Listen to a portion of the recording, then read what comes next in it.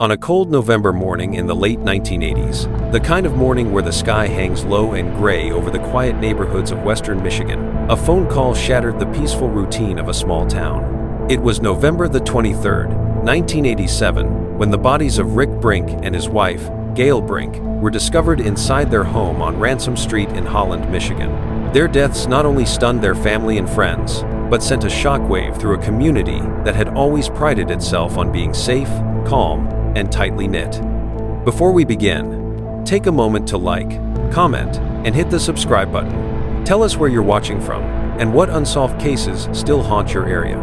Your support helps us continue bringing you real-life investigations here on Disturbed Intent, where we dive deep into the mysteries others have forgotten. And trust me, you will not want to miss what happens in this case. The Brink home that morning appeared untouched, almost unsettlingly normal. Rick, a 28-year-old craftsman known for his skillful hands and easygoing personality, and Gail, a 22-year-old with a gentle nature and a determined spirit, had been married for just a little over a year. Their lives, still beginning to settle into the rhythms of young marriage, were abruptly and violently halted. Yet when investigators stepped inside the home, they didn't see chaos. They didn't see overturned furniture, shattered items, or any signs of an argument spiraling out of control. Instead, they saw order, everything in its place. Nothing missing except for one crucial item, the firearm used in the killings. At first, law enforcement considered the possibility of a murder-suicide. It was a theory that often surfaces early in a case like this, especially when there are no signs of forced entry. But the moment investigators realized the weapon was not in the home, the theory collapsed. It simply wasn't possible for either victim to have taken their own life without leaving the firearm behind. The missing weapon changed everything. This was no self-inflicted tragedy. Someone else had been inside the Brinks' home. Someone who had taken their lives and walked away, leaving almost no trace. As detectives continued to examine the scene, they found no evidence of a struggle. There were no defensive wounds, no overturned chairs, no broken objects, and nothing to indicate that Rick or Gail had fought back. Whoever had entered the home, whether they were let in willingly or gained access some other way, acted quickly, decisively, and without leaving behind an obvious motive. For the early investigators, it was like standing in a room that held 1,000 secrets, but not a single one willing to speak. Friends and family were brought in for questioning in the hours that followed. They described Rick and Gail as kind, hardworking, and deeply in love. The couple had no known enemies, no significant conflicts, and no history of any trouble with anyone in their lives. Detectives began building a timeline of their final days, hopeful that even the smallest detail might illuminate what had led to the tragedy that now confronted them. As the investigation deepened, one of the first individuals to come under scrutiny was Gail's former boyfriend, a man named Lurk. Their relationship had ended years earlier, but investigators had to consider every angle. Lurk had once displayed controlling and possessive behavior, and in many cases of intimate partner violence, a former romantic partner becomes a prime suspect. When detectives questioned him, Lurk denied any involvement. He handed over details of his whereabouts, provided a full alibi, and even agreed to a polygraph examination. After hours of questioning and a thorough verification of his statements, investigators determined that Lurk had not been near the scene at the time of the killings. Whatever issues he once had in his relationship with Gail, they did not point toward murder. With that, he was eliminated as a suspect. The community breathed a small sigh of relief, but it was premature. They quickly realized that the process of elimination would not deliver quick answers. The detectives had to look deeper. Fingerprints were collected from throughout the home. 6 prints in total stood out. 4 belonged to Rick and Gail. The remaining 2 were unfamiliar. They were collected from the house's telephone and from the bathroom, 2 odd, seemingly random places. When matched against local and national databases, the prints returned no hits, no match, no name, no suspect. Were the prints left by the killer? Or had they come from a friend, a visitor, or a service worker who had been in the home weeks earlier? The lack of context turned the prints from potential clues into frustrating mysteries. What was clear was that investigators were missing something important, but every lead raised more questions than answers. The weeks that followed were a blur of re-interviewing neighbors. retracing the couple's last known movements, analyzing the scene again and again, and searching for any overlooked connection. Still, there was nothing. It was as though the killer had walked into the Brinks' home, carried out the act, and evaporated into thin air. In the small town of Holland, people grew restless. Whispers filled grocery store aisles, coffee shops, and church gatherings. People who had never locked their doors at night now double-checked them twice. Parents kept their children close. Couples went to bed wondering if someone they knew, someone they'd spoken to, waved at, or even trusted had committed an unthinkable act. The fear was subtle but lingering, like a fog that refused to lift. As winter turned into spring, and spring into another quiet Michigan summer, the case remained open but stagnant. Detectives hoped for a confession, a slip-up, a new lead, but none came. The case slowly but surely slipped from the headlines and retreated into cold case limbo. Still, the families of Rick and Gail never stopped praying for answers, never stopped wondering who could have taken them away and why. 20 years passed. New residents moved into the community, unaware of the lingering shadows of 1987. Children grew up, families moved on, and the case became a piece of local history, one of those stories only longtime residents remembered. But for the families, the wound remained fresh. The loss didn't fade. It simply grew heavier with each passing year. Then, in the year 2013, something unexpected happened. The Ottawa County Cold Case Unit reopened the Brink investigation. Advances in forensic science, new investigative practices, and fresh minds brought new hope that something long overlooked might finally surface. The team began by reviewing the original case file, page by page, line by line. They combed through every interview, every fingerprint sheet, every theory, every overlooked detail. And it wasn't long before they noticed something odd. A discrepancy. A small but critical inconsistency in the original statements given by one man who had been involved in the case from the beginning, Gail's brother, Ryan. For more than 2 decades, Ryan had presented himself as a grieving sibling desperate for answers. He spoke to detectives openly, offered to help in any way he could, and carried himself like a man genuinely crushed by the loss of his sister. He was calm, cooperative, helpful, but beneath that calm, something had always been slightly off, a subtle tension that investigators at the time couldn't quite place. When he had undergone a polygraph test in the early days of the investigation, the results were inconclusive. Not damning, but not perfectly clean either. At the time, investigators dismissed it, believing stress and grief could explain the anomalies. But the cold case unit was not willing to dismiss anything. When they re-examined his statements, they noticed inconsistencies, tiny shifts in his wording, slight changes in how he described his whereabouts, details that did not align as neatly as he had once insisted. The deeper they looked, the more questions emerged. Why had he placed himself farther away from the Brink home than some evidence suggested? Why were his emotional responses slightly mismatched with the events he described? Why had certain details never fully made sense? Investigators began focusing on Ryan's past, specifically his relationship with Gail. What they found was unsettling. Beneath years of sympathy and grief lay something darker, something twisted. And then came the moment that changed everything. A witness, someone from Ryan's past, someone who had kept a heavy secret for years, his ex-girlfriend. In a carefully documented interview, she revealed that Ryan had confessed to her in chilling detail. He had told her he was the one who had taken Gail's life. He had told her he had taken Rick's life as well. He had watched them for weeks. He had followed them, and he had planned exactly how he would carry out the act. He had even forced his wife, Pam, to be present afterward, coercing her into helping him maintain his alibi by threatening her, controlling her, and breaking her down psychologically. Her statement cracked open a case that had been sealed shut by time. Investigators confronted Pam. After years of silence, she finally broke. With tears, shaking hands, and a voice weighed down by decades of fear, she admitted the truth. Ryan had forced her into the aftermath. He had manipulated and terrorized her into keeping the secret. She had carried the burden for more than 25 years, too frightened to come forward. Her confession aligned with Ryan's ex-girlfriend's story. Piece by piece, the puzzle was finally coming together. But the most disturbing piece was still to come. Ryan's motive. A motive rooted not in money, not in anger, not in self-defense, but in obsession. a warped, twisted, forbidden obsession that had consumed him for years. And when Gail married Rick, that obsession boiled into rage. The truth was finally nearing the surface, but the full confession, the moment everything unraveled, was still ahead.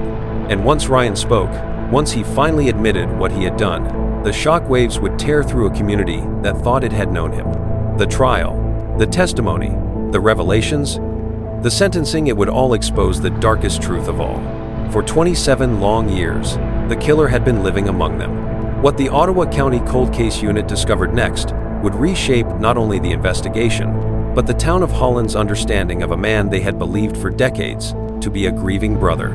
As investigators dug deeper into the original interviews, the inconsistencies in Ryan's statements became harder to ignore. At first, they were small questions about his exact whereabouts, slight variations in the time he claimed to have last seen Gail, vague memories that seemed oddly rehearsed. But when the cold case detectives layered these against the physical evidence, the statements of witnesses, and the reconstructed timeline, a chilling picture began to emerge. The small details Ryan once brushed aside now carried weight. The fact that his polygraph test had shown signs of deception. The fact that he had been unusually involved in the early investigation, almost eager, as though trying to steer detectives away from something. The fact that he displayed a kind of grief that seemed performative in certain moments, subtle cues that seasoned investigators learned to spot. But even with their rising suspicions, the cold case team needed more than inconsistencies to break open a case that had remained unsolved for more than 2 decades. That missing connection arrived in a form no one had anticipated. A woman who had once been close to Ryan, a woman who had lived in fear for years. His former girlfriend, she stepped forward and told investigators something she had been holding onto silently, believing no one would ever believe her. Something Ryan had revealed to her in a moment of twisted honesty. A confession he made because he believed he would never be caught. She told detectives that Ryan had admitted to taking the lives of his sister and her husband. He told her specifically how he had watched them, followed them, and planned what he insisted had to be done. He described creeping around their home, observing their routines, and waiting for the right moment. The girlfriend had been terrified of him. She described him as manipulative, controlling, and obsessed not only with Gail, but with the idea of owning her, of never letting her truly belong to someone else. The investigators listening to her could feel the weight of the truth building. Her words were detailed. They fell in line with previously unexplained elements of the case. She described specific things Ryan had told her, details that had never been released publicly. For detectives, that was the moment the ground shifted beneath their feet. Someone was lying, and it was not the woman sitting in front of them. Armed with her testimony, investigators approached someone who had lived under Ryan's shadow even longer, his wife, Pam. By the time authorities spoke to her in 2013, she was no longer under Ryan's control. Years had passed since the psychological grip he once had over her had weakened enough for her to begin speaking openly. Still, the fear lingered, the shame lingered, and the guilt of silence lingered. The detectives sat with her gently, aware that trauma does not unravel quickly. For hours, she resisted. She denied knowing anything. She avoided direct answers. But the cold case investigators were patient. They asked her about her life with Ryan, about his temper, about the ways he controlled her. They asked if she had ever witnessed anything unusual around the time Rick and Gail were taken. It was not one question that broke her silence. It was the accumulation of years spent holding in something unbearable. Eventually, her voice cracked, her hands shook, and she finally told them the truth. She described Ryan forcing her to accompany him on the night of the killings. She described him returning to the Brink home, forcing her to see what he had done, forcing her to absorb the horror so she would never dare reveal his secret. She described the years that followed, years of being coerced into maintaining his alibi, years of psychological abuse that made her feel she had no choice but to obey him, years of fearing him even when he was not in the room. Her confession aligned with the ex-girlfriend's account in disturbing ways. The details overlapped, the descriptions matched, the timeline fell into place. For investigators, it was the missing piece, the part of the story that explained how the killer had remained hidden in plain sight for so long. With Pam's statement came the beginnings of the full truth. Ryan had not acted out of impulse. He had acted out of obsession. A deep, twisted obsession that had grown inside him for years. His feelings for Gail were not remotely normal. They were not protective. They were not platonic. They were possessive, consuming, dark. His jealousy when she married Rick did not resemble ordinary heartbreak. It resembled the rage of someone who believed something that belonged to him had been taken. The cold case detectives knew they were close. They confronted Ryan. In the course of several carefully controlled conversations, he admitted the truth. He told them what he had done. He told them why. And the reason was more disturbing than anyone had imagined. Ryan confessed that he had been infatuated with Gail for as long as he could remember. Not the way a brother cares for a sister, but in a way that crossed every moral boundary. When she fell in love with Rick, when she married him, when she moved into her own life, Ryan could not accept it. His world, twisted by obsession, jealousy, and resentment, collapsed into violent intent. What he described next sent chills through investigators who had worked homicide for decades. He said he watched them, he followed them, he kept track of their schedules. He studied when they left, when they came home, when their lights turned on, when they turned off. He knew their patterns, he knew their vulnerabilities, and he knew exactly when to strike. He entered their home with the intention of confronting them, but what he intended in his mind was not confrontation, it was domination, it was possession, it was the violent expression of years of pent-up obsession. Rick and Gail never had a chance. The lack of struggle at the crime scene made perfect sense. Ryan was someone they knew, someone they trusted, someone they did not fear. After the killings, instead of fleeing in panic, he removed the weapon from the scene. It was deliberate, it was calculated. And he forced Pam to participate, not because he needed her help, but because he needed control. He ensured her silence. He turned her into a psychological hostage. For years, he watched law enforcement re-examine the case. He sat in interviews, he provided statements, he pretended to grieve, he even comforted members of his own family. He lived as though nothing had happened, confident he had outsmarted everyone. And for 27 long years, he had. When investigators finally had enough evidence to charge him, the arrest stunned the community. Residents who had known him for decades felt betrayed.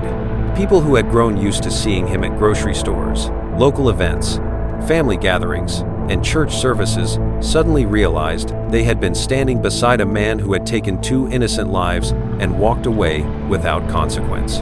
As news spread across Holland, a sense of disbelief swept through the town. Some refused to believe it at first. How could the quiet, seemingly helpful brother of the victim be capable of something so horrific? How could someone hide such darkness so flawlessly? How could a man participate in memorials for his own sister while knowing he was the one responsible for her death? Other residents began replaying memories from the past, noticing small moments they had dismissed before, odd comments, strange reactions, unsettling behavior they once attributed to grief. Now, seen through the lens of truth, those moments felt sinister. The arrest was only the beginning. The trial became one of the most talked about events in the town's modern history. The courtroom filled with reporters, law enforcement, family members, and curious locals. Ryan sat stone-faced, his expression unreadable, as though he had separated himself emotionally from the reality unfolding around him. His demeanor remained cold through every hearing. He rarely made eye contact with anyone. He did not show remorse, not when the charges were read, not when the evidence was presented, not even when his own family members stared at him with grief and disbelief. The prosecution wasted no time presenting the disturbing narrative of obsession, manipulation, and betrayal. They laid out the reconstructed timeline, the inconsistencies in Ryan's alibi, the original polygraph results, and the statements from both his ex-girlfriend and Pam. They illustrated the control he held over his wife, the threats he used to ensure her silence, and the chilling calm with which he had walked away from the Brink home on that November night. When Pam took the stand, the courtroom fell silent. She spoke softly, describing years of terror, fear, and psychological confinement. She admitted she had remained silent because she believed Ryan would hurt her if she ever spoke the truth.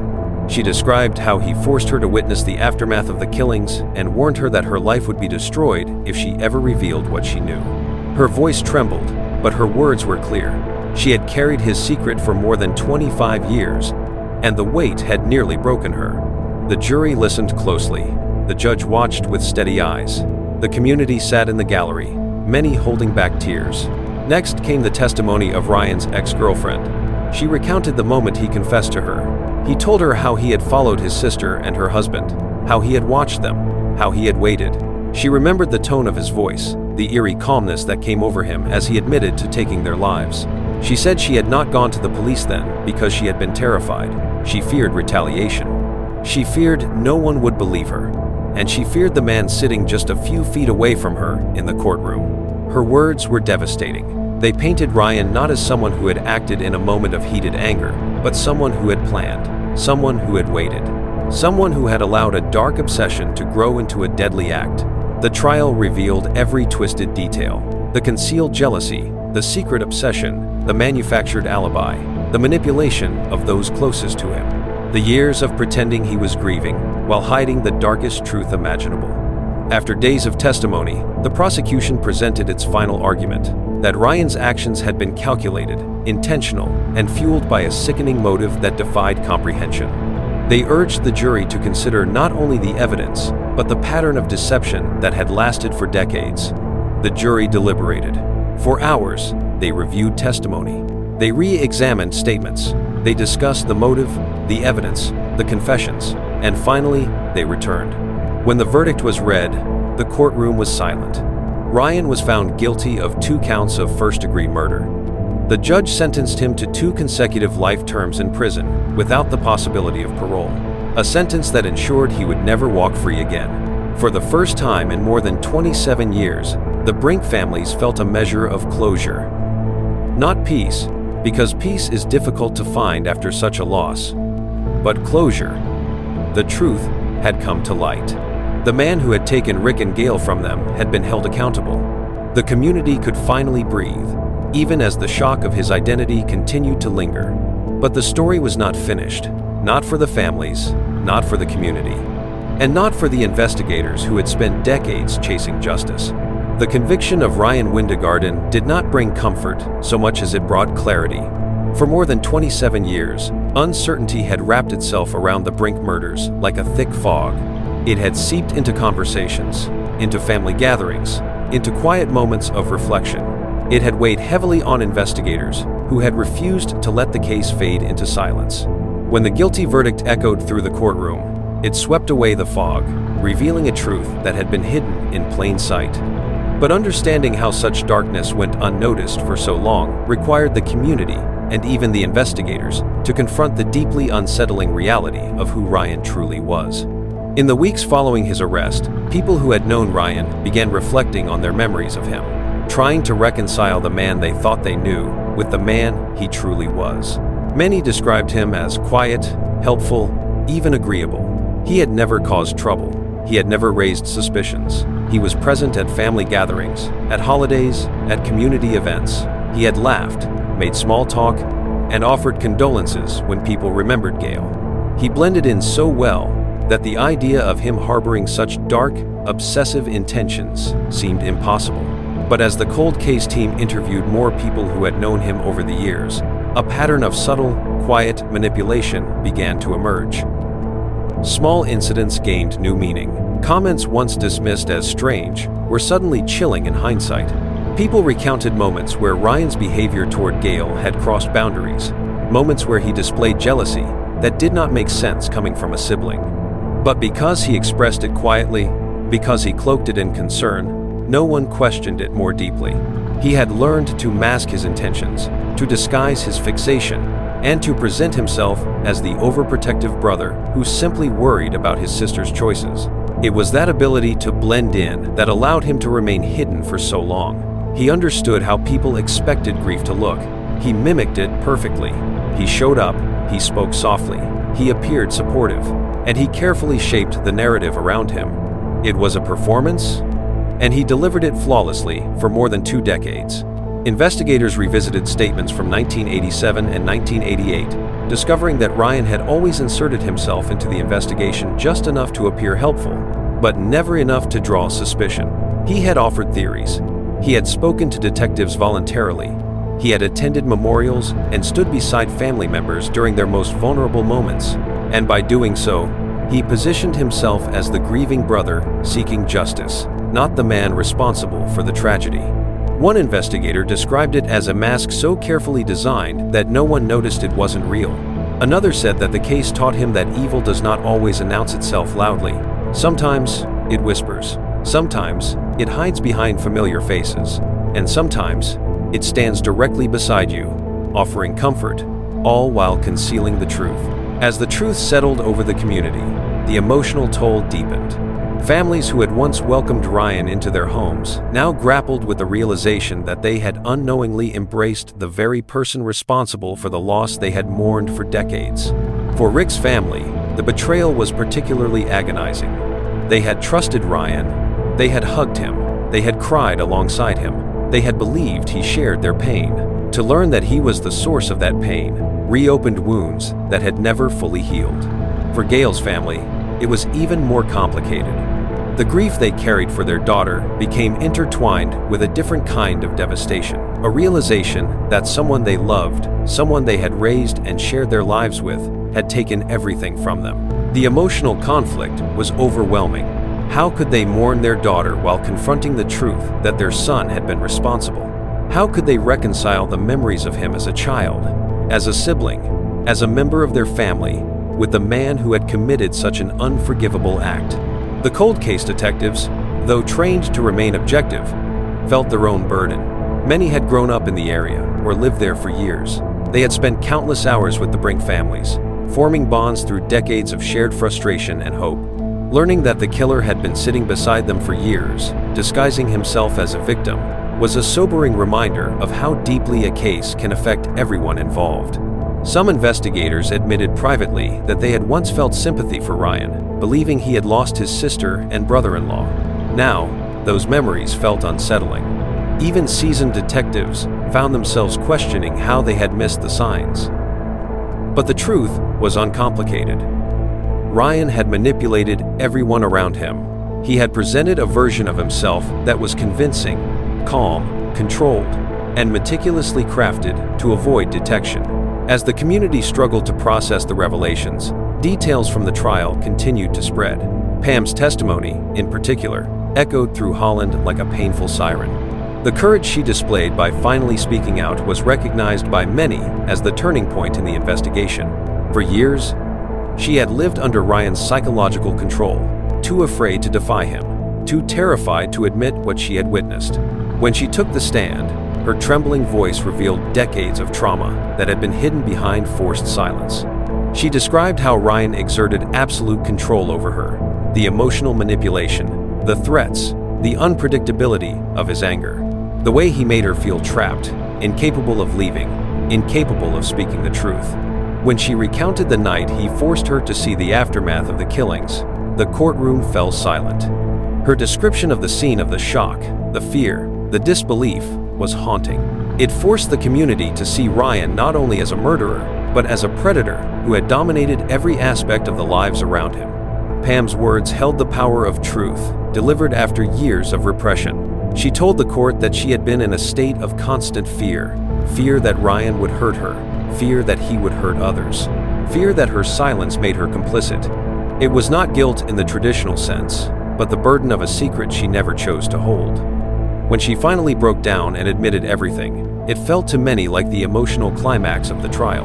Her story exposed the control Ryan wielded, not only over his victims, but over his own family. The testimony of Ryan's ex-girlfriend added even more depth to the portrait of who he really was. She spoke about the moment he confessed to her, how he described taking the lives of Rick and Gail in a voice devoid of emotion. She remembered being frozen in fear, unsure whether to flee, unsure whether calling the police would make her a target. She lived with that knowledge for years, afraid that speaking out might cost her everything. Her silence was not a choice, it was a survival mechanism. Through their testimonies, both women revealed the psychological manipulation that formed the foundation of Ryan's actions. He controlled with subtlety, he dominated through fear. He created a reality where those closest to him felt powerless. This was not just a story of murder, it was a story of coercion, abuse, and the quiet terror that can occur behind closed doors, hidden behind the veneer of a seemingly ordinary life. While the community processed these revelations, The detectives reflected on how the evidence had been right in front of them all along, just disguised, distorted, and overshadowed by Ryan's skill at deception. The fingerprints, found on the phone and the toilet, long dismissed as insignificant, now carried new meaning. While no direct match linked them to Ryan, they symbolized the kind of lingering presence that often accompanies a killer who knows exactly how to avoid leaving the wrong kind of evidence.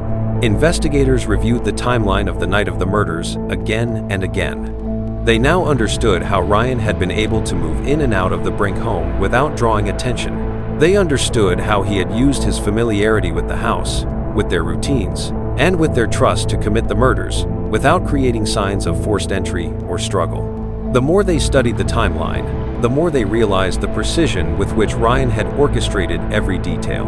But what remained most chilling was the motive behind his actions. The obsession he harbored for Gail was not fleeting. It was not a momentary lapse of judgment. It had grown over years. It had twisted his perception of reality. He convinced himself that Gail belonged to him emotionally, even though she never did. When she distanced herself from him, when she fell in love with Rick, when she built a life separate from his influence, his obsession transformed into a dangerous delusion. He saw her marriage not as a natural evolution of her life, but as an act of betrayal. Psychologists later explained that obsessions like Ryan's can grow quietly, fueled by unaddressed emotions, insecurities, and distorted thinking. For Ryan, the obsession became the lens through which he viewed the world. It fed his resentment. It justified his escalating behavior. It allowed him to believe that the only way to regain control was through violence. And so, he acted. By the time the trial ended, and Ryan was sentenced to 2 consecutive life terms without parole, the community felt a complex mixture of relief, grief, and horror. Relief that justice had finally been served. Grief for the years lost, for the pain endured, for the lives cut short. Horror at realizing how deeply a person could conceal their true nature behind a mask of normalcy. As word of the case spread beyond Michigan, people across the country expressed shock. The story felt like something out of a psychological thriller, a narrative of obsession, betrayal, and hidden danger. But for the residents of Holland, it was not a story. It was their reality, a tragedy that had shaped generations. A reminder that even in the quietest towns, darkness can hide behind the most familiar faces. The Brink family struggled to rebuild their lives, knowing the truth at last, but still grappling with the emotional scars. Rick's family mourned the man who had brought joy, skill, and kindness into their lives. Gail's family mourned the daughter they lost and the son they never truly knew. Their grief became intertwined, bound by a truth that had taken decades to reveal. As the trial wrapped up, the cold case investigators felt a sense of closure too. They had spent years carrying this case in the back of their minds, wondering if they had missed something, hoping for the breakthrough that eventually came. When Ryan was escorted out of the courtroom in handcuffs, they knew that they had fulfilled the promise they made decades earlier to never give up, to never let the case fade, to never stop pursuing justice for Rick and Gail. But even after the conviction, a lingering question continued to haunt everyone. How many people had unknowingly interacted with Ryan during those 27 years, completely unaware of what he had done? How many conversations had he participated in? How many times had he spoken about the murders, pretending to search for answers he already knew? How many people had trusted him, confided in him, or welcomed him into their homes, unaware of the darkness he carried? The revelation forced the community to rethink how they saw trust, grief, and the hidden lives people lead. It became a story that parents told their children, a warning about the complexity of human nature. It became a reminder that justice, though delayed, is not always denied. When the courtroom doors finally closed on the sentencing of Ryan Windegarden, a strange quiet fell over Holland, Michigan. It was not the quiet of peace, nor the quiet of resolution, but the quiet that settles over a place that has learned something it can never unlearn. For more than 27 years, the community had lived side by side with the man responsible for taking Rick and Gail Brink from the world. They had waved to him at stores, greeted him at gatherings, prayed with him in church, and believed he shared in their pain. Now, with the truth laid bare, every memory involving him took on a different weight. People found themselves replaying encounters with Ryan from decades earlier, wondering if they had missed something, an expression, a tone, a strange comment. Some recalled moments when Ryan had spoken about the murders, sharing theories, or expressing sorrow. At the time, his involvement had seemed sincere. Now, those conversations felt like a cruel performance. A man hiding behind empathy while knowing full well what had happened. A man who had fooled not just detectives, but family, friends, and an entire town. For many, the shock turned into anger. Anger at the betrayal. Anger at the years of deception. Anger at how easily someone could masquerade as a grieving relative while concealing the darkest truth imaginable. Some community members admitted they no longer trusted their instincts, no longer believed they could read people as well as they once thought. Holland had been considered a place where neighbors knew one another, where danger rarely felt close. The Brink case forced everyone to confront a difficult reality. Evil does not always announce itself. Sometimes, it lives quietly among us. The families of Rick and Gail faced an even more painful road to healing. Rick's family had spent decades mourning his loss while trying to support Gail's family, believing they were united in grief. They had embraced Ryan, feeling empathy for the brother who had lost his sister. They had shown him compassion, included him in vigils, and spoken to him about the memories of Gail. When the truth came out, the sense of betrayal was almost unbearable. Every conversation with him suddenly felt like a violation. Every shared tear felt like a lie.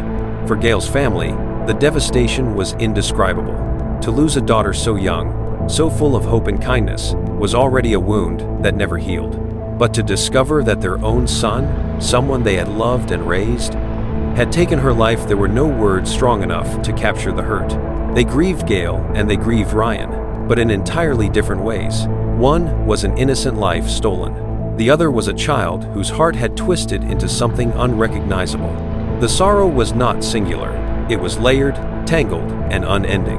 In interviews conducted after the sentencing, some family members expressed relief that the truth had finally come out. They could stop wondering. They could stop imagining faceless suspects. They could stop reliving the early days of the investigation, hoping for answers that seemed impossible to find. But relief did not erase the pain. It simply allowed them to take the next step in their journey through grief. The detectives who had worked the case also carried emotional scars. Cold case work is often described as a mixture of hope, persistence, and heartbreak. The Brink murders had haunted them for years. Some had reviewed the case file dozens of times. Others had walked through the crime scene in their minds over and over, wondering what critical detail had been missed. When the cold case unit officially reopened the investigation in 2013, they made a promise to leave no detail unexamined, no theory untested, no question unanswered. The breakthrough, when it finally came, felt both triumphant and unsettling. Triumphant because justice was finally within reach. Unsettling because the truth revealed a level of deception none of them had expected.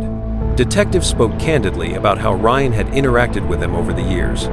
He had never been aggressive, never defensive, never dismissive. He had maintained the perfect balance of concern and cooperation, enough to keep himself on the periphery of the investigation, but not enough to draw attention. It was, as one detective described it, a masterclass in manipulation. The trial had exposed not just Ryan's actions, but the psychological foundations behind them. Experts who testified explained how obsession, when left unchecked, can warp a person's perception of reality. In Ryan's case, the obsession had started quietly, an unhealthy attachment to his sister that he justified in his mind as protectiveness. Over time, that attachment grew into something darker, fueled by jealousy, insecurity, and delusional thinking. When Gail married Rick, building a life that did not include Ryan in the central role he believed he deserved, his obsession turned to rage. Mental health experts explained that individuals like Ryan often display outward normalcy. They blend in, they function, they maintain relationships. But internally, their fixation becomes a private world that no one else sees.